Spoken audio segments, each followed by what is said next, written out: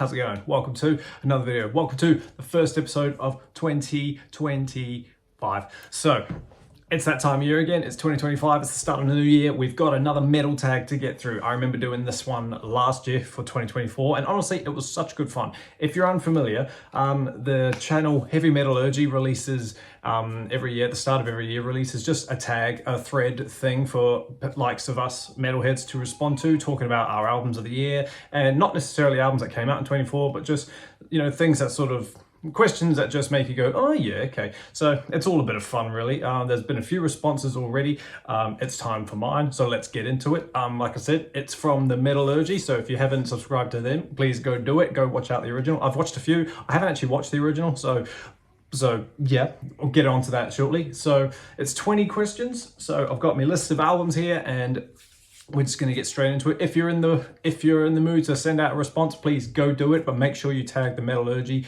to let him know that you've got one up there so he can go and see it and say thanks a lot. So yeah, without further ado, let's get straight into it. So question 1, hype. Which release are you most anticipated for? What's the phrase here?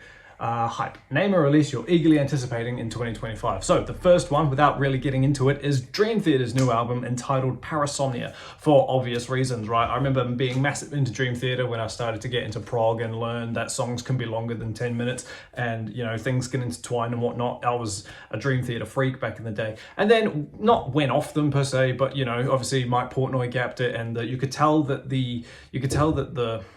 what's the word? I don't know. You could tell the vibe changed in the band. The albums with Mike Mangini aren't awful while they're at the bottom rank. They're not awful, except The Astonishing. That one's great. Genuinely love that album. Fuck you, Thrash Metal Maniac. It's a great album. But you could tell there was just something different, right? So we've got Mike Portnoy coming back for this album, which he's been out of the band since 2008, I believe. So yeah, it's just, there's a lot of hype around that. The singles on it so far are good, and yeah, just can't wait to see what else comes off that album. So yeah, definitely the new Dream Theater release, Parasomnia, is what I'm most hyped about. Question 2.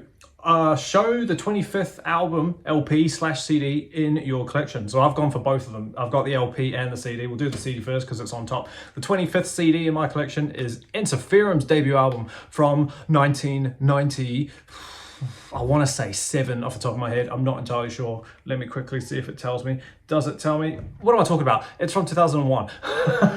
Don't know where 97 came from. But yeah, this is the debut album from Finnish folk metal legends. It's incredible. If you like folk metal, if you like harsh singing with clean vocals, with clean choruses, just catchy folky stuff, it's good, it's hard, it's heavy, it's thrashy, it's pretty amazing. Token of Time is awesome. Little Dreamer, Old Man, Treacherous Gods, Eternal Wait, sorry. Battle Song. Honestly, it's a good fun little album. If you like folk metal, go check that out. It's very, very good. And then the LP from the 25th LP I've got is a classic again. It's Mob Rules from Black Sabbath. This is from 1981. This is Dio's second effort with the Sabbath band. And while I don't think it's as good as Heaven and Hell, it's still amazing. You know, it's still top 7, top 8. Without going too deep into it, without thinking about it, but yeah, it's pretty much just the same vibe as Heaven and Hell. Like, that's an amazing album, and this one does par, you know, to come after it. Turn Up the Night, which is just pretty much Neon Nights 2.0. It's so cool. Voodoo, Sign of the Southern Cross, that one's amazing. The Mob Rules, Country Girl, fantastic song. I love the riffing in that. Falling Off the Edge of the World, and over again. Good stuff. It's a fun album. I don't play it a lot, I won't lie, but it is a good album, I won't deny. Question 3. Name an older band that you checked out for the first time in 2024 and loved. So this was kind of handy being a ranking channel. Well, you know, sort of doing ranks on the channel. It made you kind of just go back and be like, right, who did we rank last year? And I decided to go with the first band that I ranked last year, and that is Catatonia. I saw that Necrotic Nick from the Thralls of Metal posted this exact album on his hated album that clicked with, which is a question we'll get to later, Brave Murder Day. But yeah, this was my number 1 ranked Catatonia album, and prior to the ranking, I had never heard any of them. A lot of people were putting their most recent album, Sky Void of Stars, in a lot of people's top 10s. So I was like, who are these Catatonia dudes? You know, they're slow and bleak, at least some of it is. This is like almost Opeth stuff. This is their second album from 1996, and I just loved this one in particular. I loved how aggressive it was and how angry, and just like it was a lot more darker and faster, and it was a lot more metal, you could say, before they turned into what I call the heavier Breaking Benjamin. So yeah, with the Cold Distance and all that middle thousand stuff. But yeah, hadn't heard of them before, but I ended up ranking them all just based off one album, so that was fun. If you haven't heard Brave Murder Day, go do it. I love it. It's only 6 songs, so yeah, the first 2 songs I think are 10 minutes each, but yeah, other than that, fantastic stuff. Catatonia. Question 4, feeding the monkey. How do you purchase most of your music? Is it local store, Bandcamp, specific online sites, etc.? So I'm on a bit of a hiatus at the moment from buying LPs, at least because of how dear they are in this damn country. They average like $70 plus. So I got fed up with being broke at the end of my pay month every month. So I was like, right, let's just put a hold on it for a while before we can afford them again. I get mine from stores, to be honest, but I go local shopping when I can, just to kind of see what's there, but because of where I live per se, it doesn't exactly change very often. You don't want to go too often because you'll just look at the same stuff and you won't leave with anything. However, if you're familiar with the Australasia brand, JB Hi-Fi, that's where it's like the Best Buy for New Zealand and Australia. That's where most of my albums come from. But then you branch out and when you drive around New Zealand, you find other local shops, and then you find out that they have online stores. So it's like, cool, you're technically shopping local even though it's online. One of them is called the Vinyl Countdown, which I think is a great name. That's in New Plymouth. And then the other one is called My Music, which is in Taupo. So both of my albums come from both of those 2 shops mostly. Whenever I travel up north to Auckland to see concerts or whatever, you've got to stop in at Taupo because it's on way and you always come out with a bunch of stuff. So again, you need a lot of money to buy these albums, but it's just how it is, to be honest. It's an expensive hobby and it sucks. But yeah, so a lot of mine are online. I've never really bought anything off. I bought Farvan's debut album off Bandcamp, and I bought a Second to Sun CD off Bandcamp once, but yeah, other than that though, most of mine comes from shops, so yeah. Right, Enigma, show a heavy metal album that is interestingly hard to place into a subgenre. So the first one that I can immediately think of is Sleep Token's Take Me Back to Eden, but for that matter, you could do any Sleep Token album. This one is just wild. If you're unfamiliar with Sleep Token, let's just say Wikipedia don't know what to chuck them in. They chuck them under rock, but they go under everything. They have 8-string guitars, they're in B tuning, but they've also got funk elements of hip hop and jazz and just everything, gospel even, it's absolutely wild. However, I really love that album, Take Me Back to Eden. It was one of the title track, Take Me Back to Eden, was my most played song of Spotify, apparently, according to the rap stats anyway. But yeah, it's a fantastic album, not just the title track, but the whole thing as a whole is great because there's so many emotions going through it. It is wild. Chokehold is a great song. The Summoning, if you haven't heard it, go listen to The Summoning, try ease into that. And yeah, every genre under the sun gets chucked into it. So yeah, easily. Sleep Token, like I say, any album, but definitely Take Me Back to Eden. Eating Crow, question 6. Talk about an album that you used to hate, but years after it finally clicked and you can't get enough of it. Well, I don't know if I want to use the phrase can't get enough of it, but I'm definitely choosing Iron Maiden's 8th album, No Prayer for the Dying. When I first heard this album back in like 2009-ish, when I was 17, 18, I hated it because I just thought it was boring and there was nothing amazing on there. There's no 12-minute epics on here. So I was like, all right, throw that away. And I went away with that mentality over till pretty much now, till last year, till I re-listened to the albums. I listened to all of Maiden's catalog just for fun when 2024 started, I put the debut in my car, and each week I rotated. So I got through all the things. We ended in somewhere in April, so it took a while, but it was great fun. And that's where I clicked with this. I was like, wait a minute, why am I really enjoying this music? I grew up, you could say. I'm obviously, I'm not 17 anymore. I'm 30 now. So that was just like, it was hilarious. Like, I just thought this album back then was so boring, and now when I hear it, it's just like, this is just a grittier, it's just a rougher album. They've just come away from the proggy, like Somewhere in Time, some Seventh Son stuff. They've just gone back to roots. It's a gritty album pretty much.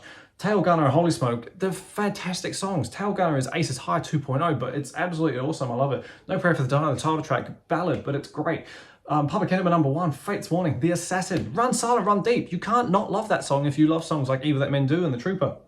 Bring Your Daughter to the Slaughter. The weakest song on here is probably Hooks in You, in my opinion, but it's still good. You know what I mean? It's just a fun album, and people who roast it, when I re-ranked Maiden last year, after having fresh ears, this climbed up so much. It went from number 17 to like number 9 or number 8 or something like that. So that was crazy. So yeah, it's a great album now. I really like it. No Iron Maiden's No Prayer for the Dying. Collector's Scum, this one's fun. Show a title that you own more than one pressing of on the same format. That's just my son, if you can hear him crying. I've gone with 2 of them, funny enough, from the same band. We've got Number of the Beast on LP. At first I thought it was, you know, just what albums do you have on this, on what same album do you have on several formats, like last year, and I was going to show Live After Death again. But then I realized, oh wait, he means the same format. So we've got Number of the Beast. Like I said, I've got 2 of them. And we've also got Number of the Beast. Now, this one's a bit fatter because it is from The Beast Over Hammersmith triple LP, but it's still a vinyl of the Number of the Beast. So yeah, you got those 2. I love Number of the Beast. It's absolutely a fantastic album. But just for fun, I thought I'd also show these as well because it's the same band. I've got 2 Power Slaves as well. One's a remaster and one's an OG from you know, way back. So it was like, that's pretty cool. Don't need to talk about these albums too much. Everyone knows them. But yeah, 2 Power Slaves and 2 Number of the Beasts. That's pretty fun. Question 9, show off something you really wanted that you acquired in 2024. I thought I wasn't going to be able to do this one until I saw this one in the spine.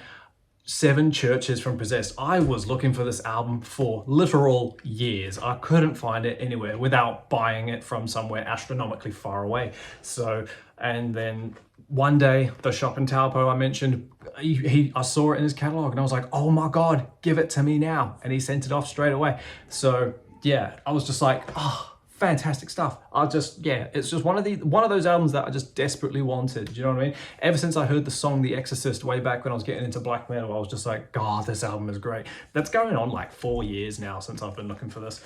And I'm glad that there wasn't like a CD that I had to buy and then find the LP. That's always annoying. But yeah, this one's just amazing. Again, don't need to tell you much about it. The Exorcist is a fantastic song. Pentagram, Evil Warriors, 7 Churches, Satan's Curse, just fantastic stuff. What's even cooler is this one's like a turquoise greeny color. So didn't expect that, but that's just gangsta ass. So yeah, what did I want to acquire? 7 Churches. Question 10, a plea to the VCLT gods. What is an item that you are on the hunt for? Bloody Kisses from Typo Negative. Yeah, when they re-released Life Is Killing Me for 20 years, I was like, oh, awesome. I saw that they re-released re-released Bloody Kisses as well, but it never came here. It never ever got here. Every shop that I mentioned never had it. So I was like, well, that's the annoying thing, because all these were re-released as a massive box set. Remember that? And so to have, it was like, why chuck it in the box set? Like, I get why you released a box set, but it's almost like impossible to find. Like World Coming Down on its own is like, that's another one. You know, it's just any Typo album by themselves is just insane. You know, I did buy Life Is Killing Me, but unfortunately it was a mispress and had Slow, Deep and Hard on it, so I got rid of it. I took it back, got my money back. But I was just like, oh, where the heck is Bloody Kisses? They re-released the CDs. I've got Life Is Killing Me on CD because I wanted to buy that. I haven't bought the CD for Bloody Kisses, but I want it on LP. So yeah, send me a link if you know where it is. Boomerang album, number 11. Show an album that no matter how many times you purge it from your collection, another copy returns to you. I don't get rid of my stuff. My CD collection isn't very big, so I don't need to get rid of it. And my LP collection is bigger, but why would I buy something if I'm only going to get rid of it? Like, in terms of rubbish without selling. But, like, if I had to sum it up, Maiden's debut, maybe. If I had to, like, throw it away because it broke, I'd immediately go out and buy another one the same day. But, like, yeah, Necrotic Nick said it amazingly. You know, they're timestamps and reminders of what you like and what you listen to and to watch your musical journey. You know, it's good to go back to roots every now and then. Like, you know, mine would be the Green Day album, American Idiot, and all that other stuff, you know, stuff like that made you realize what got you into music in the first place. So yeah, I haven't got rid of anything, so stuff yeah. Reunion. Name an artist that you had lost track with over time but reconnected with in 2024. Now I had to think about this one because we listen to a lot of music here, and you know, it's a lot to digest, but there was one that I sort of got reminded of how good everything they did was. These guys are definitely one of my top 3 favorite bands, so it's not to say I forgot about them, but when you dub a band, in my opinion, when you dub a band like Maiden as your favorite, you kind of, you know, you don't gravitate towards them, at least these days. If you're like me and you've been listening to them for the last 15 years, you start listening to other stuff.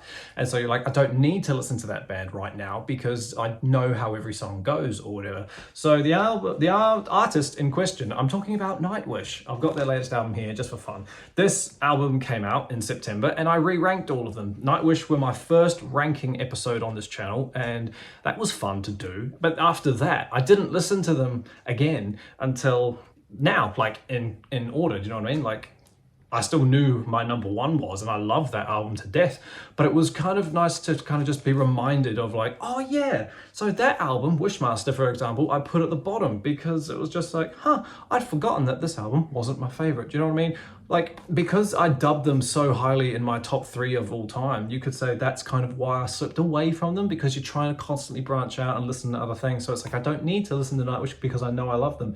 But doing that, you do kind of forget how amazing they are to you. Does that make sense? You get what I'm saying. You don't listen to it long enough, so you forget how they go. And buying this album and having them release a new album, especially after the disastrous Human Nature, their previous album, I didn't like that at all. So this one was a breath of fresh air, and it kind of made me go back to be like, oh wow, I forgot how good Angels Fall First is, the debut. Oceanborn grew on me. You know, I didn't like that album too much, but it grew on me in the ranking, and Wishmaster dropped, like I said. So yeah, if you're a Nightwish fan and you want to watch my ranking, go do that. But yeah, I got reconnected with them. They're easily, are they number 2 after Iron Maiden? Maybe, definitely 3 at least. But yeah, band that I lost touch with, Nightwish. Right, Upstart. Name a band whose debut really impressed you. The debut didn't have to come out in 2024, but recently. Now, I'm just going to be cheeky and do a bit of a self-plug. I'm talking about my debut album, because why not? If you like traditional heavy metal, like if you like, you know, the Priesty Maiden type stuff, but without Rob Halford's vocals, I can't do that, then this is for you. As you can tell by the awful AI-generated artwork that there's a boat on there, that's because it's not essentially a concept pirate album, but 3 out of 7 songs, including the intro, are pirate influenced. Do you know what I mean? You've got Intro, which is, as it is, it's an intro track, but it's 2.5 minutes, it's fun. Black Flag, that's obviously a pirate song. Chaos Reigns is a thrash metal instrumental. Spirit Witch is a full-blown black metal song, like I'm talking early Death Crush vibes, that's how I mastered it. Santa Sima Trinidad, which is one of the epics off the album, 8.5 minutes. More pirate stuff, that one's awesome. The Upflowing River, which is another 90-second instrumental tappy thing on guitar. And then The Wish of Our Dreams is an orchestral Nightwish-inspired song. So yeah, it's a bit experimental. I'm not a singer. I'm not a record producer at all, so it sounds a bit funny. But hey, at the same time, it's, as Altars of Madness said, he checked it out and he said it was good for what it is. You know what I mean? So I was like, cool, thanks, bud. But yeah, my debut album came out on June 6, 2020. Oh, it came out in 23, just before my son was born. So yeah, please go listen to that. You won't regret it. Right, show number 14. Show a band release that you bought in 24 as a direct result of watching someone's YouTube channel. Now, like I said at the start, well, not at the start, like I said earlier, albums here are expensive to buy, so I'm not exactly just going to run to the shop and buy an album because someone said it's good. What am I going to do? I'm going to Spotify it, and if I listen to it enough times, then I'll buy it if it's worth the $75 that it is. Unfortunately, that's just the aim of the game in this country. It is what it is. Number 15, don't judge a book by its cover. Show a great album with bad cover art. I nearly, if you can see it, oh no, it's over there. I was nearly going to put up 72 Seasons. That album artwork is awful, but that is not a great album. It's an okay album. And then I was just browsing my CD collection. I was like, oh, do you know what? Let's do this one. Euthanasia by Megadeth. This is my 2nd ranked favorite Megadeth album. I think it's great fun. I think it's awesome. I wasn't prepared for that one to go as high as it was until I ranked them. But the album cover for Euthanasia, I just always thought was a bit stupid, hanging babies on the line. Like, I get what it is, but at the same time, it's just like, I don't like it. Youth in Asia, right? You break the album up, so he's got babies with a woman that obviously looks like she's, you know, from that part of the world. But yeah, aside from that, if you take the album art away, I think this album is incredible. Reckoning Day, Train of Consequence, Addicted to Chaos is amazing.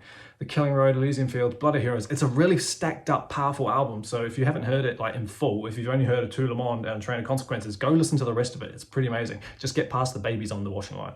Number 16, rebrand is show an album whose art, whose cover art was created by one of your favorite artists. Well, I'm very slack with who makes what art for what album, so I'm just going to show you one of my favorite album arts. And the reason I do this is because it's like an actual art. It's like a painting. I've gone for Tolos Holopainen's, the founder of Nightwish's solo debut album, which is now going on 10 years. The Life and Times of Scrooge McDuck. It's a full-blown orchestra album. There's nothing metal on it at all, but because it's by Thomas Holopainen, it gets incorporated into the metal talk. I love this album. This came out in 2014, 2013-ish, when I was really getting obsessed with orchestral music and fantasy stuff and orchestrating, like learning how to do symphonic metal and whatnot. Half of this is inspired my novel that I wrote, my fantasy novel, that's sitting on the shelf. This album is just beautiful. It's obviously not metal, like I said, it's full orchestrated, but I just think it's so fun. And the artwork itself, I just think it's beautiful. Like, if I had an album that long that was done like that, I would be so happy. Done by a guy called Don Rosa. So yeah, easily one of the best album covers that I've got on my shelf, if you exclude all the Maiden albums, obviously. But yeah, this is just hand-painted, beautiful stuff. I think it's awesome. Life and Times of Scrooge McDuck. Name an album, number 17. Name an album you would like to see reissued on vinyl or CD. I'm gonna go with Manson's High End of Low. I recently ranked all of Manson again with his new album that came out in November. This is my number 1 ranked Manson album, and I want this to come out on vinyl. All his later half stuff is, I think Born Villain onwards is on vinyl, and there's unofficial releases of all his early stuff, but there's nothing about the middle. Do you know what I mean? Like the Golden Age, and obviously this one, and the other one, what's the Eat Me Drink Me. But yeah, there's like these, why would you start releasing your albums on vinyl if you don't plan to release what you've already put out? It's just a funny one of those funny things. I love this album so much. It's long, it's dark, it's not everyone's typical favorite, but because of the impact it had on me at 16, I think it's amazing. It's Marilyn Manson's birthday today as well. This is being filmed on the 5th of January, 1/5, but today is my birthday, which is a song on here called 15. That's a great song in itself. Devour, Leave a Scar, 4 Rusted Horses, I'm a Goddamn Motherfucking Get In, Blank and White, Running to the Edge of the Earth, literally White Spider, Unkillable Monster, I Have to Look Up Just to See Hell, Into the Fire. It's stacked with bangers, in my opinion. Slow, dark, depressing bangers. It's amazing. Bring it out on vinyl, Brian. Get it together. Name an album from a genre that you don't normally listen to. Well, I was gonna pull out a country album that I recently showed in a video where it's 5 albums from genres I don't like, but I thought let's stick it into sub-genre. No, let's keep it with the metal. So I've gone for a new metal album. I don't listen to new metal at all. I've gone for Korn's debut, Korn, the self-titled, from 1994. Yeah, I did a Big 4 debut album ranking for the new metal band. I did Korn, System, Limp, and Linkin Park, and Korn was my number 1. I thought this album's incredible for what it is. Do you know what I mean? It was just such a genre defining. I think it's just fantastic. Everything on from the opening of Are You Ready? Blind is just a fantastic song. But yeah, Chutes and Ladders, Faggots on there. It's just a jam-packed, so much fun, angry album. Like, it's just... I don't know, it's just it's not really a long album, but if you listen to the entirety of Daddy with everything involved, yes, it's a long album, but still, it's a fantastic album. And I kind of wanted to go on and carry on listening to Korn's music, but I never did, so maybe I'll do that this year. But yeah, definitely don't listen to new metal much, but I do listen to Korn's debut quite a bit. And what band do you hope to see live in 2025? Question 19. Well, because of where I live, bands don't announce shows close to their date. So like everyone that comes here, anyone big at least, is at least 12 months out. So I know for a fact I'm going to see Ailstorm in March. That's pretty fun. That was announced a few months ago, and then nothing up until November 25 is when Metallica are here. They were supposed to be here in 2019, I think, but then it got cancelled due to rehab problems. So yeah, when people announce that they're coming here, it's not for a very long time. So I can't really say, because no one ever comes here. So when they do, it's like, cool, we'll see you in 3 years. So yeah. And then in closing, tell your viewers about 2 new channels to you that you discovered in 24, or just a shout out to 2 channels you enjoy. This one was always fun. It's a little bit of you try to find the smaller channels to get them all together, right, to make them out there. And the ones that I would normally talk about have already been talked about, so you know they're on the climb. So good on. The first one I'll do is Sean the Beast. He's got about 400 subs, and he's a great dude. I love watching his content. You know, he's just an older man talking about his love for metal and what he's been listening to lately and all those other good stuff, pretty much like we all do. And then the other one is ZT, however you want to say that. I watched his Maiden ranking a little while ago, and he's got, I think, about 1,500 subs. Good on him. But I just enjoy his delivery and how he portrays himself in his videos. I think it's good fun. So yeah, ZT and Sean the Beast. Go sub to them. Sweet as team, thank you so much for hanging out with me while we sit here and go through the 2025 metal tag. This is the first video for 25. Let's get back in the momentum now that we're all back to work. We're off Christmas and everything is as it was. It's a bit depressing, but it's all good. We didn't reach our 1,000 subs by the end of the year, but that's all right. We're sure we'll get there eventually, all in good time. So help me out and hit that sub button. Let's get that number climbing. Like I said at the start, if you want to do a response to it, please go ahead. It's always good fun to get more people involved in the metal community. So yeah, thanks for hanging out with me. Keep an eye out for the next video, and I will see you all when that happens. So until next time, everybody, stay inside, stay safe, and I will see you all in the next video. See you later.